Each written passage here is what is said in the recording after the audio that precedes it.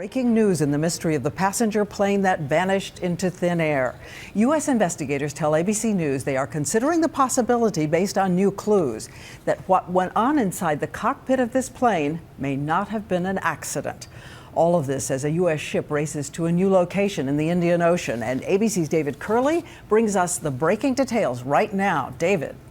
Good evening, Diane. Tonight, two sources tell ABC News that two communication systems on this 777 were shut down separately, suggesting there was not a catastrophic failure.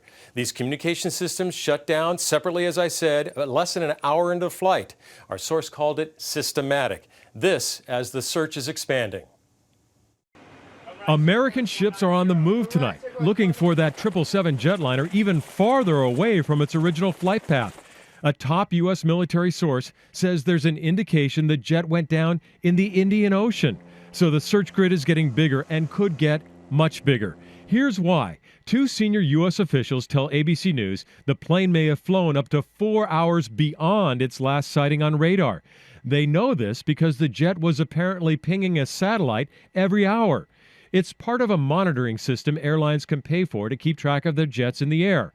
Malaysia Airlines was not paying, but our sources say even if the airline isn't buying the data, the jet still sends a signal to the satellite. Based on some new information that's not necessarily conclusive, but new information, an additional search area may be opened in the Indian Ocean. Flying 4 hours at 600 miles an hour means Malaysian Flight 370 could have traveled 2,400 miles.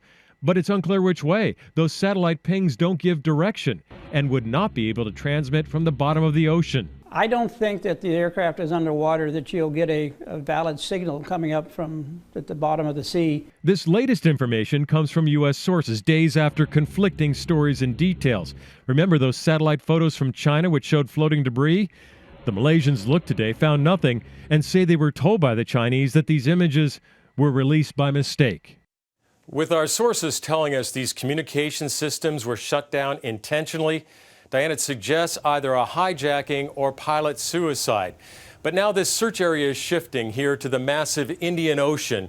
As I showed you in the graphic, 2,400 square miles. They'll do a grid over it. It is going to take months to search, Diane. All right. Thank you, David.